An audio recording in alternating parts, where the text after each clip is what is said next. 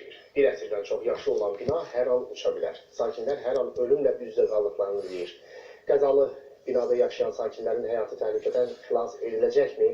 Aidiyyatı qurumlar bu kifayət qədər ciddi problem barədə nə düşünür? Bütün bu suallara cavab axtarmışıq. Materialı izləyin.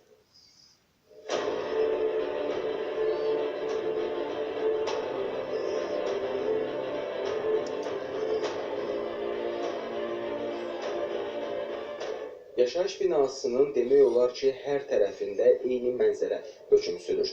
Yəni, bina uçub dağılır, döşəmələrində hərəkət etmək isə olduqca təhlükəlidir.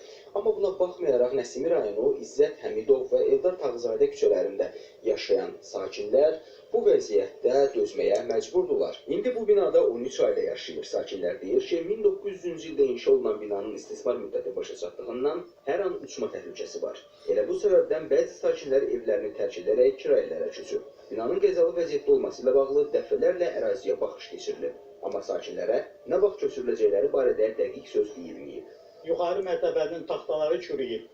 Getmək çətindir. Pilləkənə baxdıq görsən, özünüz görərsiniz. Evin altına baxın, taxta necə çürüyür. Birazdan burada uçacaq.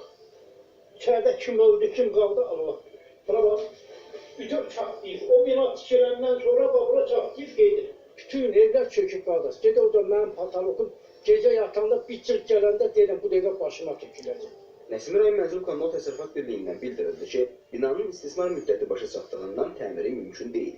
Ona görə də köhnə binanın sökülərək əvəzində yenisinin inşa edilməsi üçün tikinti şirkətlərinə təkliflər olunub. Artıq tikinti ilə maraqlananlar var. Bir neçə tikinti şirkət tərəfindən həmin uyğunlarda araşdırmalar aparılıb.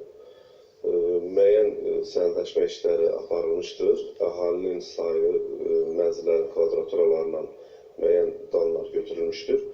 Hal-hazırda bu istiqamətdə işlər gedir. Belə aydın olur ki, problemin həllində işıq ucu var.